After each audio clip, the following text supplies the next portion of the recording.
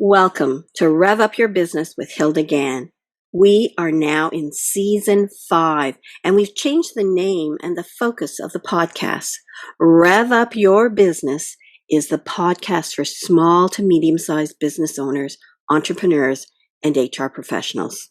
Each week, we share tips, strategies, and trends on how you can build success in your business. I share my expertise as a people-centric leader in work culture and human resources.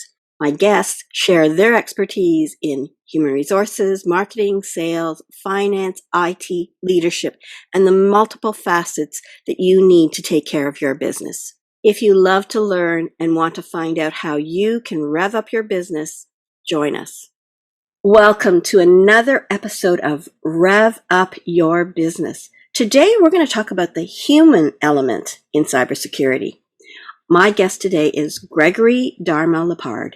He is a seasoned and ethical hacker, as well as an award-winning cybersecurity expert, an evangelist, an author, and a mentor. With over 20 years of experience in the cybersecurity field, Greg's company, Cybersnap, focuses on a people-centric approach to cybersecurity. The company aims to educate and empower each level of an organization to create what he calls a human firewall of protection. Human firewall of protection. Greg's holistic approach to cybersecurity protection establishes a culture of awareness and prevention, leading to a much more secure cybersecurity posture. Welcome, Gregory. I'm looking forward to talking about the human element in cybersecurity. Thank you for having me. I have to say, every time an introduction happens, I feel more important than I really am. So thank you for all that. That's great. Well, when we first met, there's so many people that are in the cybersecurity space, and it is something that does have heightened awareness and sometimes keeps people up at night. But what I loved about when I talked to you was there was this people-centric approach to doing it. And I thought, wow, I've got to have Greg come on the show and share that with us. So let's start by your concept of you want to empower everyone to be cyber aware. Absolutely. I think companies in general and people in general put way too much trust in products. So whether it be antivirus in your computer, firewalls, IPS, CASB, whatever you might be using in the environment, people don't put trust in themselves. And I think people have to understand cybersecurity at a higher level. And I think it's actually the fault of cybersecurity people for making it that way. I think the media and people have really made it seem more complicated than it really is. And I think I want to empower people to understand it in a way that everyone can, so they can be good at themselves and make sure they can help themselves. So not rely on what's going on. And I use the example of a car. So most of us have pretty fancy cars today that have like lane detection, have far front of you, where someone's coming at you. And even my car doesn't allow me to turn if someone's coming at me. If I see someone in front, it actually stops, breaks Oh, my you car. have one of those advanced ones. Yeah, which is really cool. Yeah. But I can't rely on that to keep me safe in the car. I still have to make sure that I'm doing the right things. Same thing in cybersecurity. Don't think, and I'm not saying don't get the products, absolutely have antivirus, have those things, but don't rely on them 100%. You have to use common sense. Otherwise, it'll not work out. And of course, if you have no knowledge of that, you don't know what's going on. So I want to empower everyone to have that knowledge so they can be safe on the internet and do the right things every time. So when you say you want to empower them, what are some of those tips that help people to feel more cyber aware? I think you use that term, a human firewall. Yes. And I love that. I'm thinking, wow, we know that concept of a firewall that protects companies. They protect them. Even like I email my clients, and I am not able to get to them because their firewall is like guarded. They have to release me. So tell us about this human firewall. So that means rather than a machine or AI doing the technology, your brain, which is actually smarter than AI, believe it or not. I think we all think AI is that smart, but actually our brain's actually smarter than that.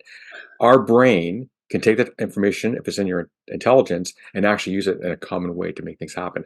So really the major tip is understanding what's going on, not be scared of it. And I think that's the biggest problem is people get scared when they see things. So you hear about someone getting scammed for $1,000, or you hear someone getting ransomware or something bad happening, and people get scared and nervous, and rather than thinking logically, they do reactive. and you have to think logically everything you do. So by just training and understanding of what's going on in cybersecurity from someone who's an expert, you can actually have a clear understanding what to do next. And that allows people to be the human firewall rather than having an actual physical firewall on top of your human firewall can help you out as well. But in order to be a human firewall, you have to have enough understanding and education. I was Yes. very fortunate when my husband and I had our engineering company. We brought on an IT manager probably by about the time we were 25 people. He actually worked at one of the computer stores, and that's how we met him. And he started doing our IT security stuff after hours. As he was doing things. And then he got to a point where he's traveling so much. And we were casually talking one day, and he said, yeah, I'm looking for a job where I can just, not travel. I said, well, would you like to come on full time with us? And he did. So this was wonderful because he was really there from the inception and right through to our growth. He's still there today, even though we've sold the company a while ago. So what I'm trying to get is when I learned how to feel more comfortable, like that human firewall, because anytime I got something, I would say to him, so is this Right. Trojan? Is this spam? Yeah. Is this whatever? And he would say, yeah. And he would teach me what to look for. So when my husband gets stuff like the government just sent you a refund, I'm going, we don't need it. This is the wrong time of the year. And sure enough, I go and I look for, I hover over the email address and it Right. says, Government of Canada, GC, at Of course. bobsmith.gmail. Yeah. And I go, see, this is a scam, right? But it's understanding how it's understanding to have enough information to be that human That, firewall. So that's That's the technical side of it, and I agree that knowledge is there. But even logic of it, what I find amazing is if you let's say you go to, let's say downtown Toronto, like where we're from, and there's a sign on the end of an alley and it says, "Come down this alley and talk to Bob, and we'll give you $10,000." It's a dark alley. No one's going down the alley because you're not smart enough. But somehow on the internet, it says, "Click on this, we'll give you $10,000." People are like, well, that makes more sense. There's actually a logic to it. So yes, absolutely, technical side you have to learn, and someone has to train you on that. But at a base level, think logically. If it seems too good to be true, it's probably too good to be true. And just like I said, like if you get a refund from the government unexpectedly, that doesn't make sense. It probably doesn't make sense. But somehow, and there's a latest spam happening now with SMS, which is messaging on your phone. So many times you get a message saying there's a parcel that can't get you because the address is wrong. yeah, Well, how do they get my phone number? Right? But these are logical things that you just have to think about beyond just a technical. But you're right, hovering is so important. There's other things that we do in training that I do with the company that's important as well. But just pure logic sometimes goes away from people, and that's empowering, and that's a fear factor. And that's what most people get away with is, as humans, we get fearful and scared and we do things we shouldn't do. So training you a little bit, understanding the cybersecurity, like you said, once you have understanding a little more, you're less scared, less reactive, and more likely to do the right thing. And that's where it so, comes from. so I spent 4 years in the IT world, so I kind of get it. But it's Yeah. almost not. It was a while ago, so things evolve and change. But it's scary to know what not to do. Like I want to hover to find out if that email is a scam email, but Right. I'm afraid if I accidentally click on it, now I've brought some kind of virus into my system in 3 months from now. Do you know what I'm saying? So Which is possible. how do we, don't tell me that. I'm not It's going true to though. I do that. I, I want to make it sound, yeah. No, but that's my point being is that we don't know enough because things keep evolving and the Yep. scam people are getting better and better at it. I just heard the other day that now when you have a voice message, hi, it's Hilda, leave me a message, that whatever, 5 seconds, 10 seconds can be taken to become your voice recognition. And now they can have a whole spiel saying, oh, it's Aunt Hilda, I'm calling because I just had a car accident and I need you to wire me Oh, $10,000. I I can take this video and create you as a virtual image and actually have you talking as an actual person on See, a video yeah, call. yeah. It- I was we- at we- for- for- Collision. I was at Collision last year, and AI digital was the theme, and watching things like translating me into every different language of the world. So now you have instant translation 54 ways. to say, hey, here's my book, buy it, kind of thing. And so it's scary. It really is scary. And so, what kind of tips and strategies? I know you talked about common sense, Greg, but can you give us a few little tips that will help my listeners and my viewers to feel a little bit more safe and to create that human So, firewall? so there's a few things you should know actually from a financial point of view in Canada. That's a little different than US. So US listeners are a little different, but for Canada and other countries, you're not actually responsible for much financially in Canada that happens to you. So you get most things back. So don't worry about it. The biggest thing you have to worry about in Canada is your actual ID. So losing your ID is the important part, and actually protecting your ID. And I'll get to the tips, actual cybersecurity, but it's back end protection. Everyone should have credit protection on themselves. So, for example, me and my wife, I'm on TransUnion, she's on what's the other one, Equifax. But or you go the other way as long as you're married or whatever. But have one always be tracking your credit reports. You know what's going on because if your identification gets taken, that's very difficult to get back. Now, Mm-hmm. for the actual scams themselves, the best tip I can give you is trust nothing. I know it sounds silly to say that, but trust absolutely nothing. What I mean by that is if you get an email from your friend Samantha, I don't know Samantha, I'm just making a name up, and you're not sure it makes sense, but it says click here, you're not sure, call her to make sure she actually sent it. If you have something that says like we changed where we're going or something like that, call the person and check. And I know it sounds silly, but I'm old enough back in the day. We didn't have internet back then. We actually call people and visit people and actually talk to people face to face. But we're so Oh yeah, much. remember those Remember, days? you get a busy signal if someone wasn't there. Remember those days, But we're so quick to get information, and especially in social media. The other thing too is everyone. Social media is public information. Do not put things on there you don't want anyone to know because everything can be looked, tracked, and correlated. So, I find it amazing how people are like, I bought a new house and they have the picture of the front of the house. And then I was here. And actually, even my wife, one of the people she knows actually from, I think it's Instagram she's on, or maybe it's on YouTube. She actually tracked down where she lives from what she's posting on YouTube Wow. because you got to be careful what you put out there for people to get information. It's so quick and easy. So everything you do, everything you post, track it because that information will be used against you by a scammer. Because Yeah. they'll know where you live, they know where you work, they know information about you, and that's what you use against you. So when we send spam emails, phishing they call them, we actually use information we pull off of Facebook, Instagram, and stuff like that. So it's customized to you, so you want to click on it so you get information over. So my advice is be as private as you can, and if it gets something that doesn't make sense or a click you want to do, contact the person that sent it. They'll let you know right away if they sent it or not, and now we know if it's true or not. It's that simple. It was really weird the other day. I got an email from PayPal. It looked like PayPal. It had all the things. And it said, we've just charged $700 to your PayPal account. I'm like, I didn't buy anything for. So rather than click on here for whatever they were asking, I went to my PayPal account, But just yep, looked, no same such thing. thing, no such purchase. And then I sent it off to spam, and deleted it from there. So you have to be so careful. And you think, and then there's the ones where friends send you a picture, snapshots Yes. from the past. And I've seen that where somebody would say, hey, ignore that. I was just scammed and stuff like that. So it's an old one that I see again. I'm going, okay, that's an old one. Just send it, fire it off into junk.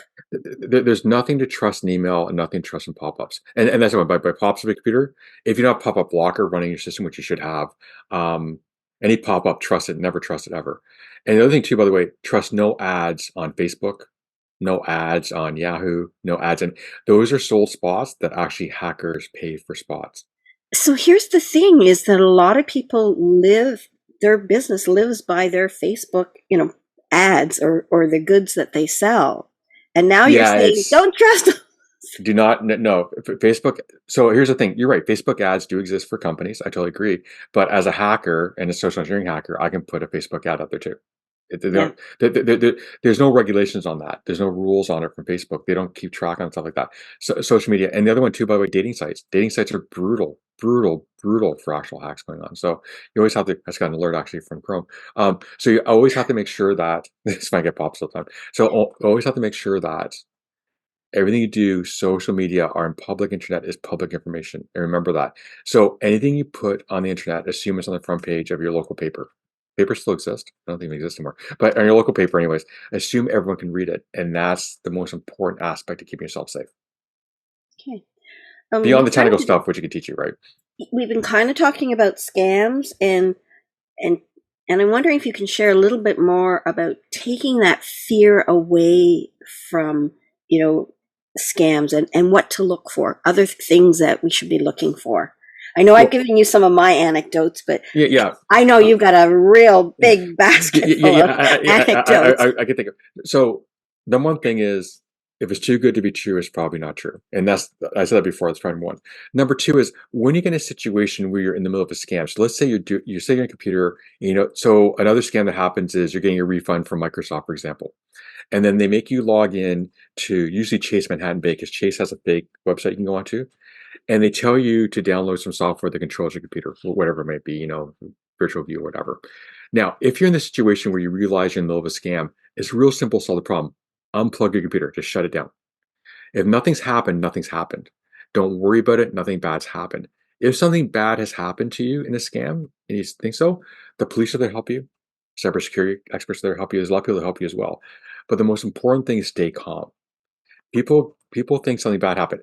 Something, you get in a car and you get in an accident. Use another example. I want to use something about cybersecurity. Don't get in a car with a gun and try and kill the guy across from you, right? But that's what people do. They get really frantic. Stay calm, cool, and collected. It will get corrected. It's not the worst thing in the world that happened. It's done, right? So the biggest thing with scams or anything that bad on the internet happens is number one is stay calm and disconnect your computer right away. Take yourself offline. If you don't know how to do that, if you're plugged in, obviously it's plugged to wire. Most of us are wireless. On the bottom corner of your computer, you'll see a circle with like 3 or 4 rings on top of it on the bottom right hand corner. So you'll see the date, usually your battery, and then right beside there's Oh, down there. yeah. Click on it and say disconnect.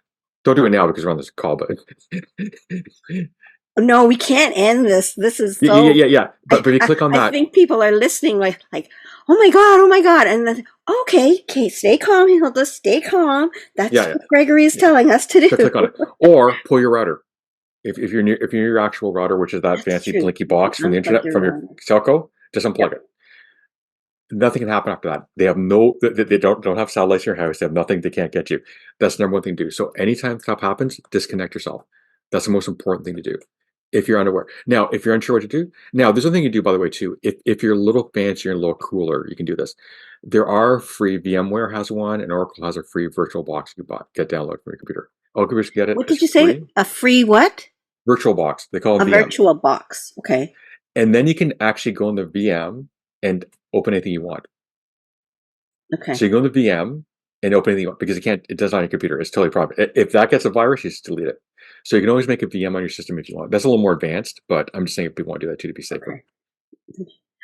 We're fortunate. When we started our company, my son was 12 years old, and he was a techno whiz. If Right. anything happened to our computer, whatever time of day, provided after midnight, we didn't bother him.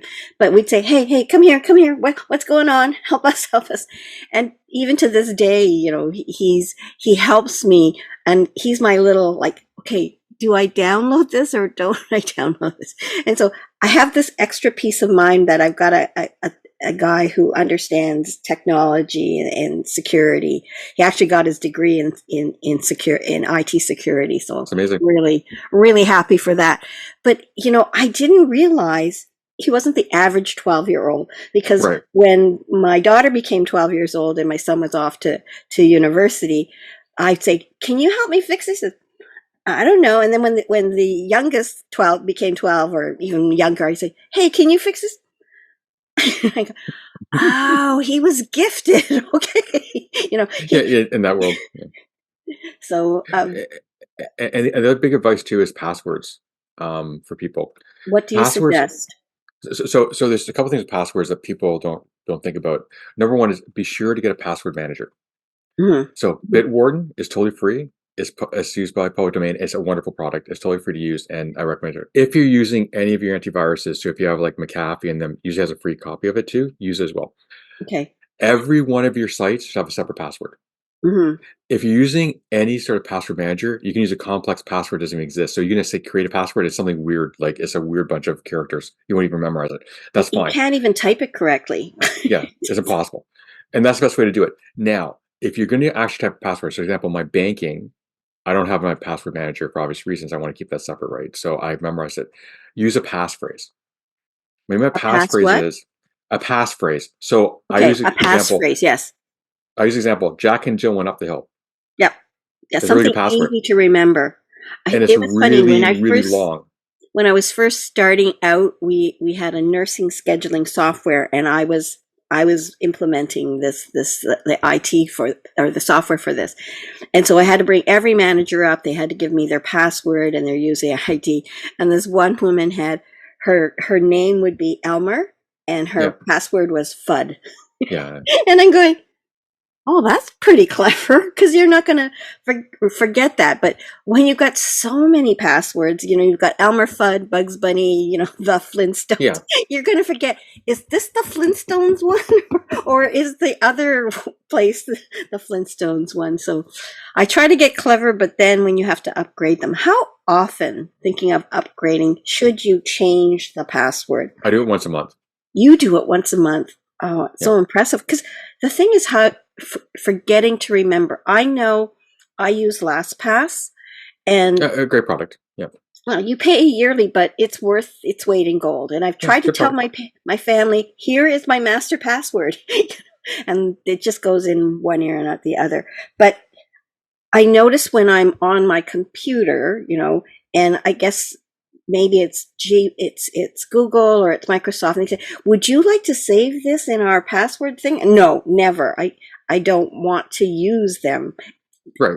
What do you recommend on that, Greg? You can use Google too. It's a good locker too. The only reason I don't like Google is it's not portable. So when you use a LastPass or use one of those, it's portable on your devices. So it's also on your cell phone. It's everywhere you have. So Okay. it's more versatile that way. The other thing I want to say about your passwords too is, and this is the biggest mistake people make, is every time you put a password in, it'll ask you to, there's three questions. It'll say like, what school did you go to? What was your favorite food? You have to make yourself a fake identity. What I mean by that is you want to make yourself a fake identity of yourself. So you want to become Bill Smith or Samantha, whatever, and everything should be a lie of the answers. That's the answers you can remember, but never put your real answers in there.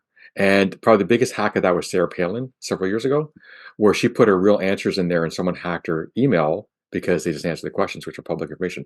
Somebody knows where you went to school. Somebody knows what your aunt's name is. Somebody knows where your favorite sports team is. Someone knows the information and they can use it against you. So never put the real answer in there. That's true. So create an alias of Yes. an alias character that went to ABC school and liked Yeah. this teacher, and the Yep. color is, Yep. Exactly. pink or whatever. If the real answer is someone can guess that or know that, or someone in your family knows it for sure.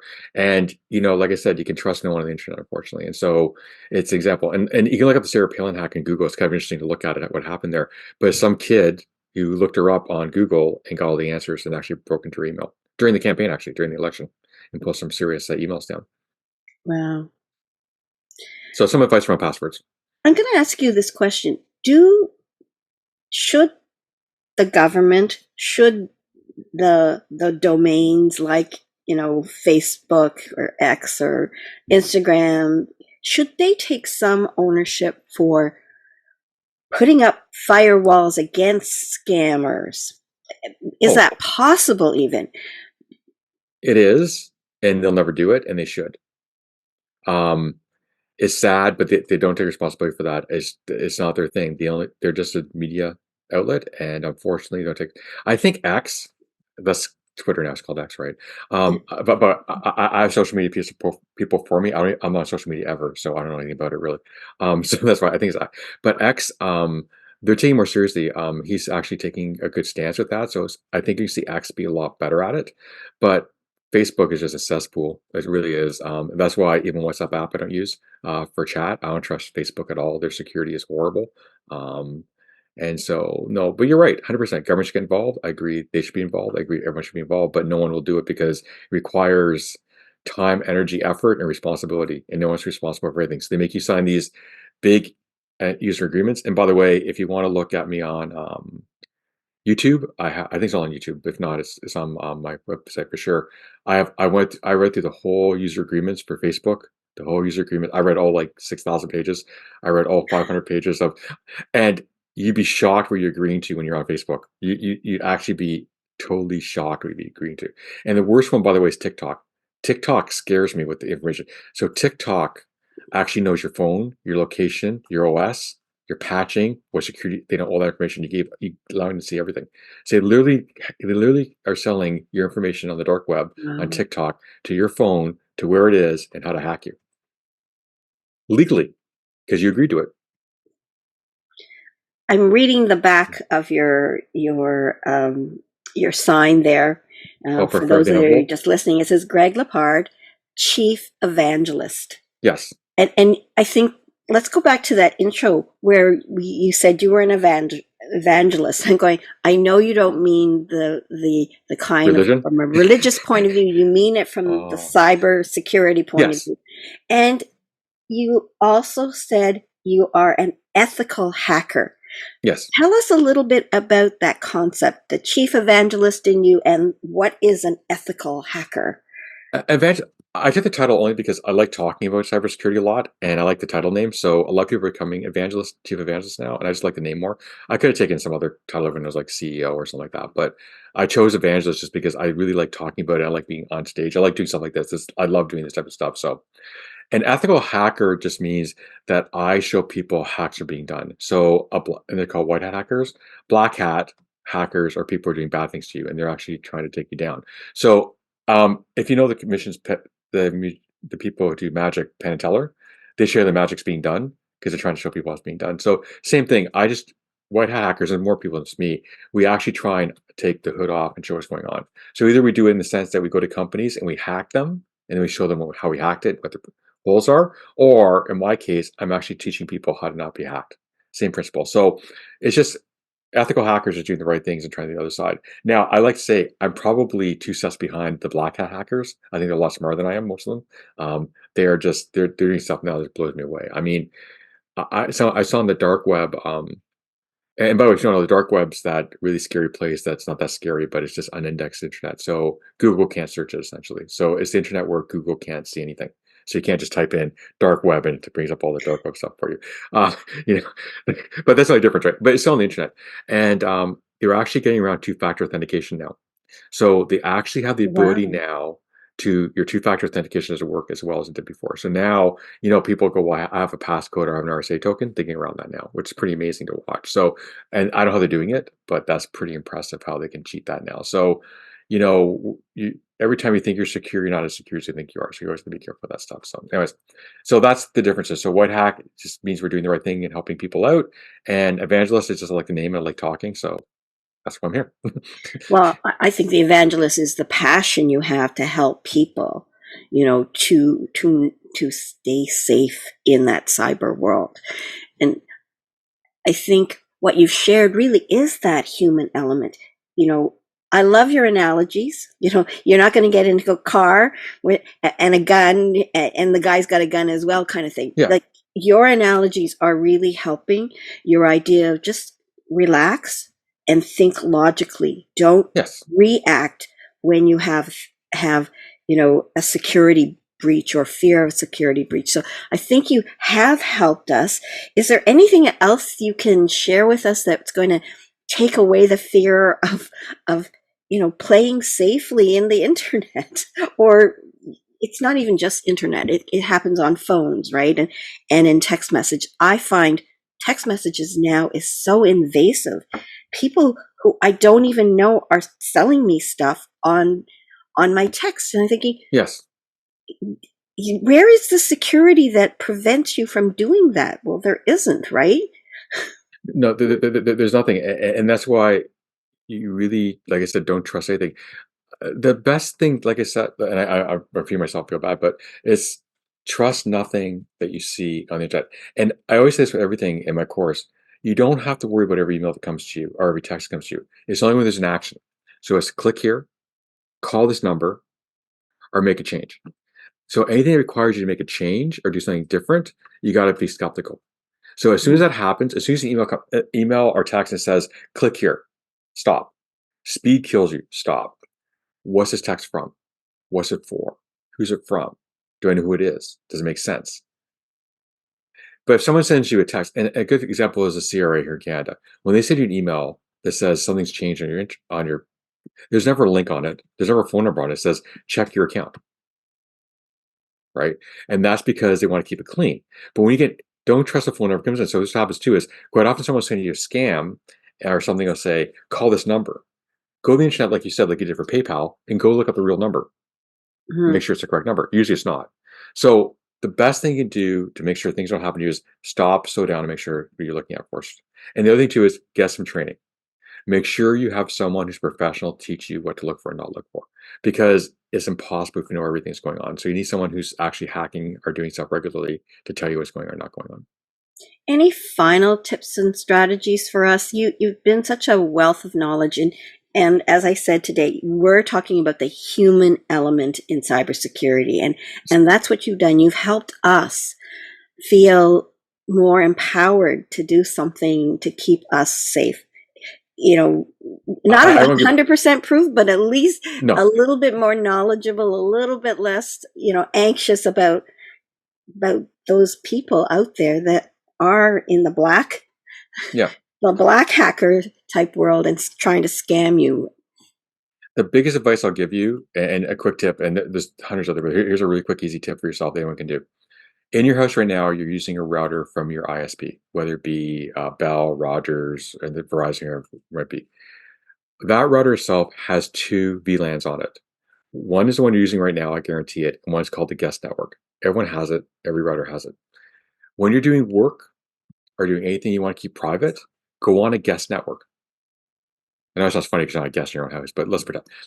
Because when you're on the main network, you're sharing your computer and everything information with everyone else on there. So your kids, their PlayStation, your Alexa, your Nest is all on the same network.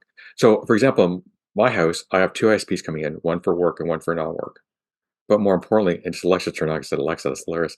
Uh, so all my IT's on one, all my work's on another network. Everything's separated out. So nothing's on the same thing. That's the best protection you give yourself because you want to make sure everything's separate from everyone. So nothing come up to you they're separate. Because here's the thing, I can access someone's PlayStation, can access your computer, hack into you, and send you pop-ups. You click on the pop-up, I have you back. So the best thing you do for cybersecurity in your house, quick and easy, everyone, just make sure you're doing everything you want to do private. So you're doing banking, do it on the guest network, do it on the main one. If you're doing work, do it on the guest network, do it on the main network, or vice versa, whichever you want to go. But make sure you do everything on a separate network than everything else. You don't want to be doing your banking on the same network as Alexa. You want to do everything on the same network as your Nest. Wow, that's gonna be my conversation when I pop out from this videotaping. I'm gonna say to my son, what should we do about this idea of this guest network? So that's great. What's next for you, Greg? What's happening for you and your Uh, I'm taking the company? dog out for a walk. No, just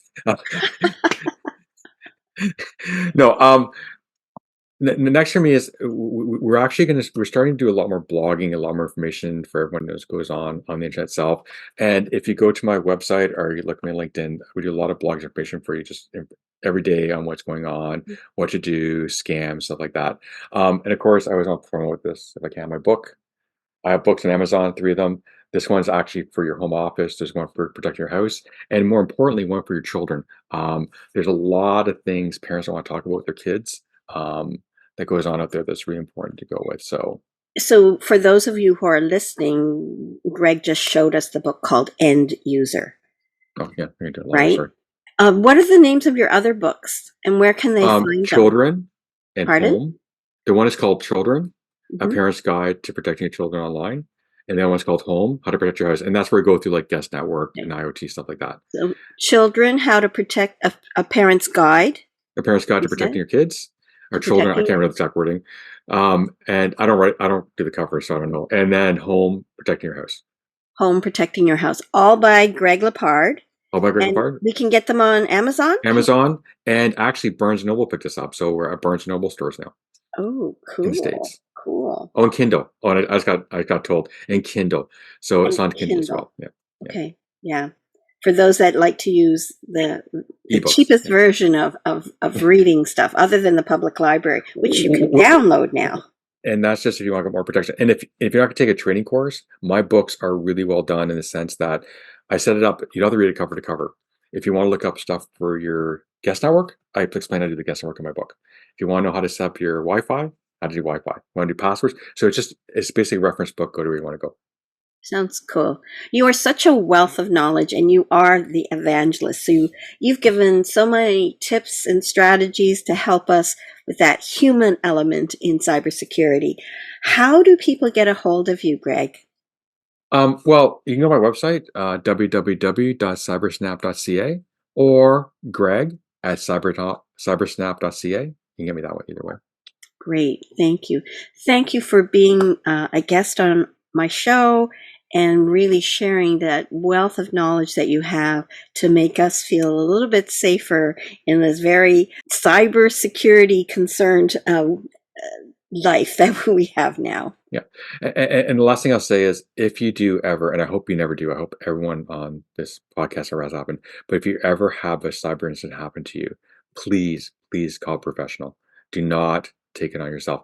Make sure they come in, make sure they look at your system, make sure it's all clean. Do not take it on yourself. It's so important that if something happens, get looked at to make sure things are taken care of properly. Okay, so now you've opened up another can of worms. Oh, What sorry. is a cyber professional? Like who am I supposed to call? What do I look for? You know what? You can go on the internet and look up and see cyber professionals locally. I don't do home stuff, but there's lots of people who do home stuff for you yourself. And if you want, contact me. I know people too. If you can contact me, I can help you with that too. But absolutely have a professional look at what's going on. Even if you go to Best Buy, the Nerd Squad, I think, Nerd Geek Squad, even Yeah. they can help you. You want to make sure it's going to take care of because the amount of times people get taken once, it happens the second time, they do the right thing is so often. So absolutely, my last little thing is if something happens, be sure to get someone professional to help you out. So many tips and strategies. I'm expecting people to listen to this and share it with others because it's just a wealth of knowledge that it's going to create a lot of great takeaways. So, Greg, thank you very much for coming Thank you on as well. to the show today. We should do it again sometime. I'm sure people will say, "Hey, can he come back on and give us a few more extra tips?" So I'm definitely sure I want you back, and I'm sure others will want to hear what else you have to say. So for those who are listening or who are seeing the YouTube, give it a thumbs up, comment on it. And then if you love these kinds of sessions that I'm providing, subscribe. Then you won't miss episodes like Greg's and like others that I bring on because I'm here to help business owners, entrepreneurs, and HR professionals really build better businesses, build better organizations, and build a better self. Thank you very much. Thank you for tuning in to Rev Up Your Business with Hilda Gann. Be sure to like, comment, and subscribe to our podcast on YouTube and Spotify to stay up to date with all of our latest episodes. For more HR tips, strategies, and to learn how you can create a people-centric workplace, visit our website at peoplebrightconsulting.com.